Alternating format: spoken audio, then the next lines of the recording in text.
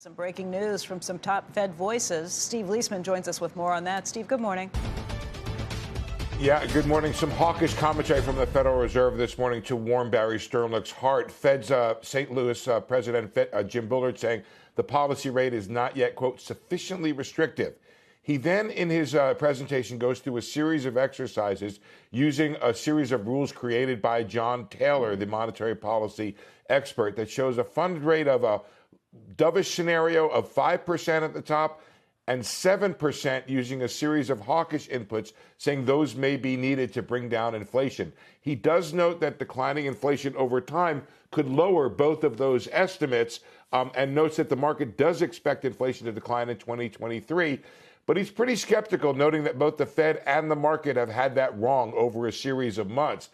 He also notes that there's possible financial stress could increase over time with the rates going up, but not evident so far, according to his metrics. Here's the chart that he presents, and you can see there where the funds rate is now in that 3.75 to 4% range, and then the lower bound of his estimates there using the dovish scenarios showing go up to 5%, and then the upper bound showing a funds rate as high as 7%.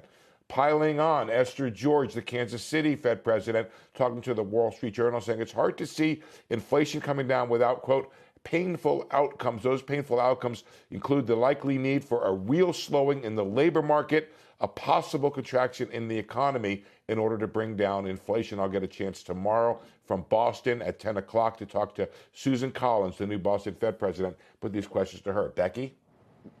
No one's used the S word. What's the S word? 7. I haven't heard anyone use the S word, Steve. Yeah. No. I mean, no. Hey, guys, just real quick.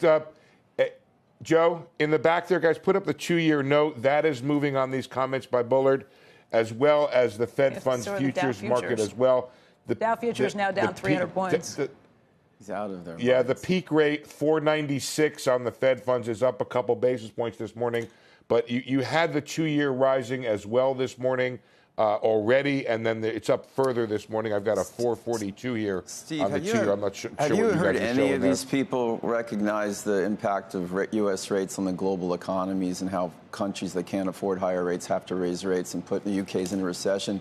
And have they ever talked to you about a $32 trillion deficit? This is not Paul Volcker. We did not have a $32 trillion deficit when Volcker took rates to 20%. The biggest pain will be the U.S. government. The U.S. government will have to sell paper from now to the end of tomorrow, forcing rates higher because there'll be no buyers. I mean, this is self-inflicted suicide.